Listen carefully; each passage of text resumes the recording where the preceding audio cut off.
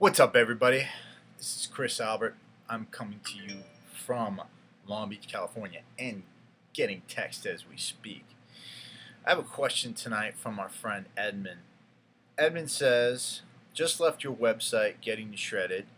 The info there is very amazing and very informative. Thank you, Edmund.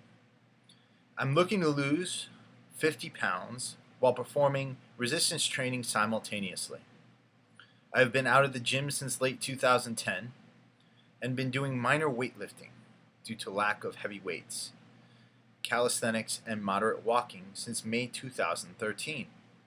I have gained 50 pounds and it has to go, but can I really lose weight and lift weights at the same time is my question. Thanks for all you do to inform the public. We need it. Well, Edmund, thank you for your question. Here's the deal with lifting weights and burning fat. It is absolutely essential, in my opinion, that anybody seeking to lose fat, not weight, fat, lift weights. And there's a few reasons for this. First things first, what we want to talk about when we're losing weight is not losing pounds on the scale, but rather body composition change. Now, I often hate this phrase because I learned it while working in a corporate fitness center, but it's one of the few things that are the truth. Unfortunately, what a lot of the personal trainers at corporate fitness centers have not done is explain why lifting weights is so essential to body composition change. In fact, I believe that lifting weights is even more important than doing cardio. For example, in my last 6 weeks before my last show, I did absolutely no cardio. And I got severely lean. So let me explain to you why lifting weights is so essential to burning fat. First things first, most people who are overweight or who have an abundance of adipose tissue or fat on their body have a problem with what they call insulin sensitivity. They are in fact insulin resistant.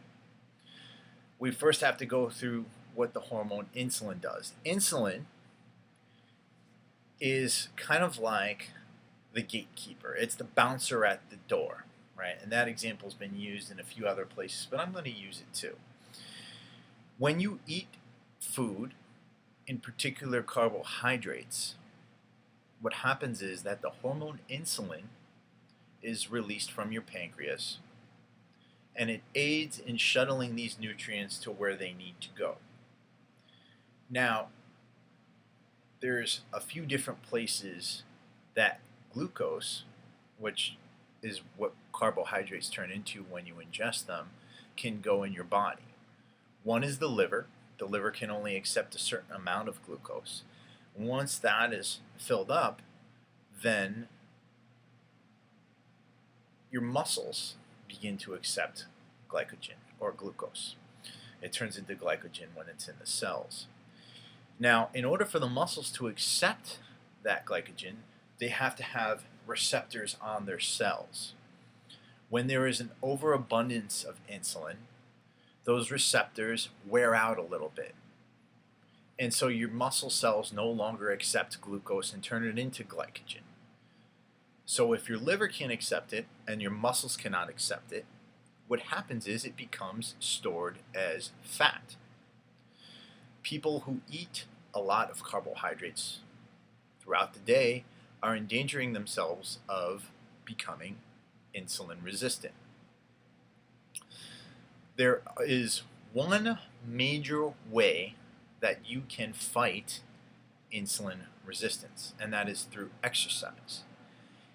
You can do it through cardio, right? And you'll become a little bit more insulin sensitive there because you'll be burning up glycogen stores. But that's only burning up glycogen stores. It's not turning on those receptor cells.